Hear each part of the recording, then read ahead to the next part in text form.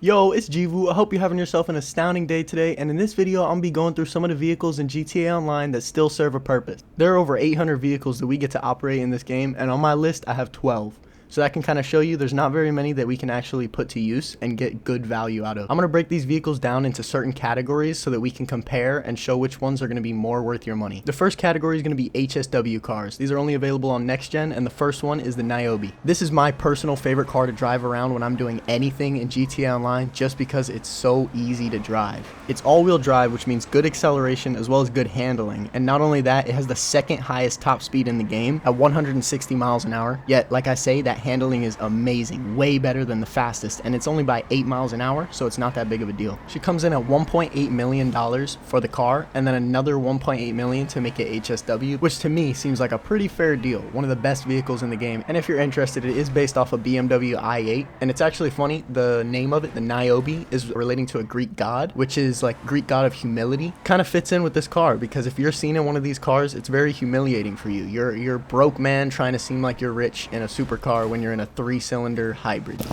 I wouldn't leave y'all hanging, so for the next one we have the fastest car in the game, the Stinger TT. This one here tops out at 168 miles an hour, and it is way heavier, so that's why it handles worse than the Niobe, but it does drift very well because of that weight. It is a Monitech as well, which allows it to take 4 homing missiles, and you can have the missile lock-on jammer, so they can't home onto you anyways. It's going to go for $2.4 million, plus another $1.4 mil to make it HSW. Personally, I just call this one in whenever people are trying to grief me or blow me up, then I'll call this in, but any other time, it's the Niobe. The real-life inspiration for this one's going to be the Ferrari Roma, one of the newer Ferraris, nothing too crazy, but it is a nice-looking car, and the fact that they made it this strong in GTA gives it a purpose. Next is going to be another Monitech vehicle, however, this one doesn't have armor on it to prevent from missiles, just a missile lock-on jammer.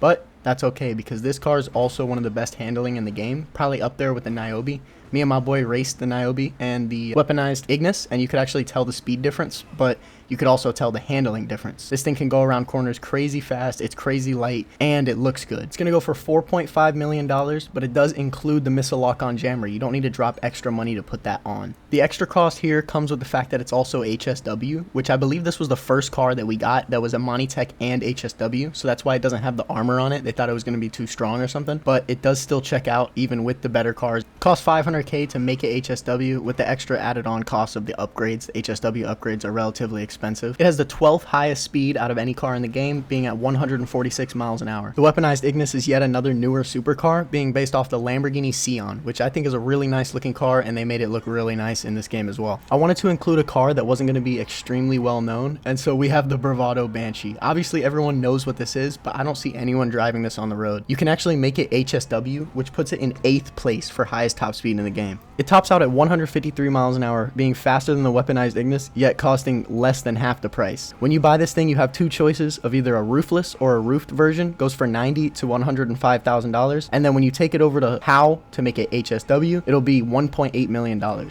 So you're only dropping about $2 million to get it HSW plus the upgrades, and you get a faster car. Now the main reason I wanted to include this is because it's a sleeper. So if you go to race someone in a Monitech HSW weaponized Ignis, they're going to think, oh, I got this dude beat out, he's in an NPC car, and then you dust him. It does have average handling, so you might lose it around the corners, and this one here is going to be based off the Dodge Viper. The next category here is going to be for the 7 people that are still playing on old gen, and if you can't tell already, this category is going to be the fastest cars on old gen consoles. The obvious choice here first is the BR8. I still see people driving this on new gen, but usually it's just because they don't know what cars are the fastest in the game, but it does handle extremely well. It is an F1 car. What do you expect? Tops out at 123 miles an hour without the speed boost, and it basically regenerates whenever you brake or let off the accelerator, so you can boost almost after every corner to regain your speed. It had the best track time on old gen, which basically means that when they put it onto a track, this car will beat out anything else that you race it against. The only issue is that it's going to be valued at $3.4 million, so for example, the Banshee, the last car I talked about, you could acquire and max out for less than the price of just to purchase this. I'm placing the Toriator in this category simply for the boost, which allows it to be extremely fast. However, this car definitely serves its purpose on next gen as well. With the boost, you can get to about 135 miles an hour, and the boost regenerates extremely fast, so you should be keeping around the 130 area. That's not its only purpose. As you can see in this clip, it's also a submersible, which means you can go underwater, and for some reason, Rockstar decided to allow you to take it into the Kosaka. It doesn't serve too much of a purpose, but it's definitely cool if you're driving this thing around all the time, but you can see it takes a little bit to get back to the beach. And if you don't know already, different cars have different missiles, however they can share missiles. So for example, the Deluxo isn't the only car with those type of missiles. This difference only applies to the tracking. So the Toriator has the second best tracking missiles in the game, which means you almost will never miss when you shoot at someone unless they're coming head on at you and you're going head on at them and then you shoot. But it does have unlimited missiles, so as long as you don't get destroyed, you should be able to eliminate the other person. And it can take 6 homing missiles, so you have to be against someone who's, you know, ready for the fight to be able to take them on, unfortunately, because I do see this vehicle used a lot for griefing, but it can be used for grinding as well. It is a 4-seater, which allows you to get 3 of your boys in there with you. It's just up to you to make the judgment whether it's worth $4.25 million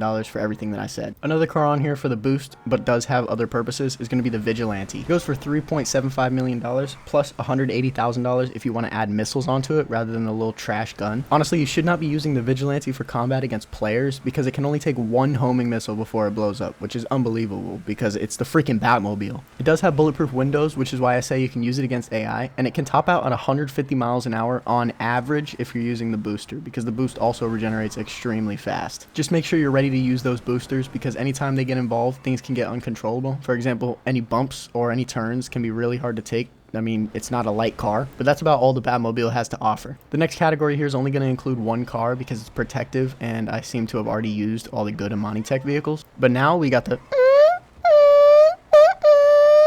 also known as the Charger Hellcat. Sorry if I let down any Hellcat fans with that one, but you know I had to include that. This is the Buffalo STX, obviously, like I just said, modeled after the Charger Hellcat. This vehicle actually has a trade price, so it can either go for $1.6 million to $2.15 million, and it comes down to if you own the agency or not, which you should because that's how you get Amani Tech vehicles, and this one is also an Amani Tech vehicle.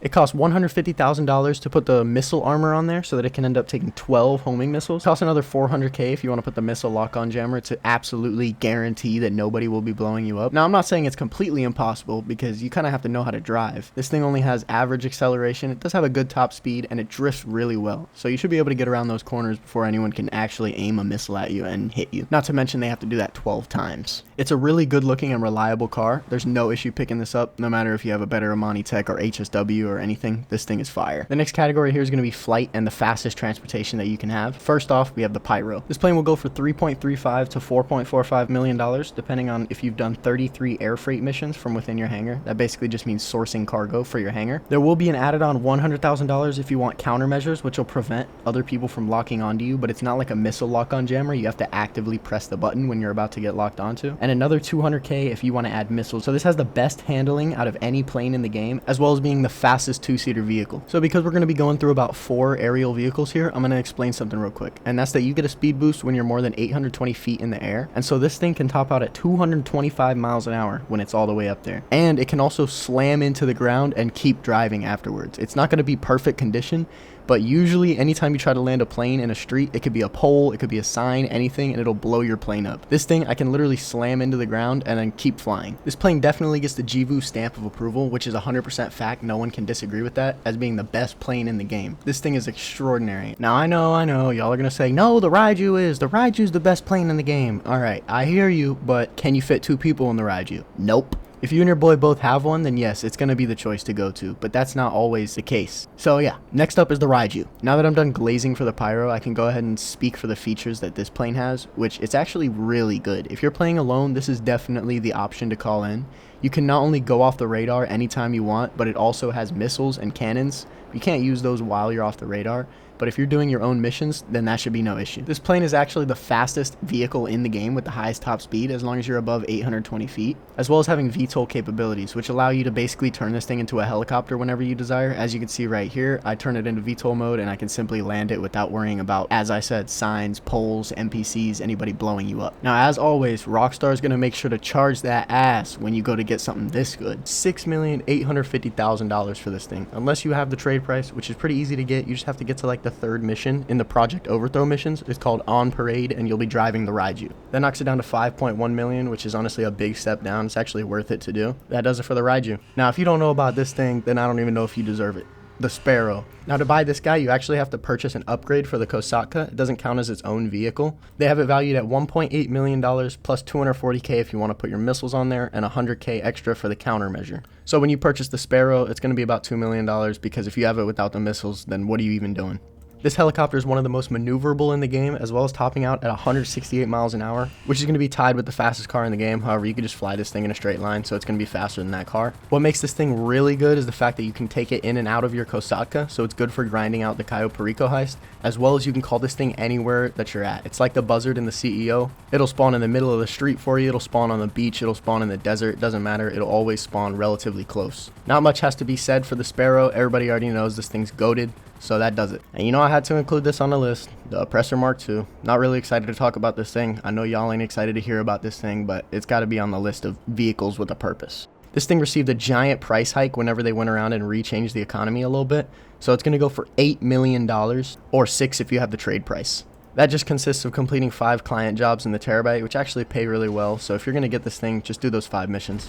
Tack on another $180K if you want to have your missiles on there, which you basically have to, and then $100K for countermeasures, just like everything else. This thing will top out at 133 miles an hour, I believe, and there's a little trick that you can do to get it to stay at that speed, whether you're going up, down, left, right, backwards, whatever. Well, not backwards, I'm just exaggerating.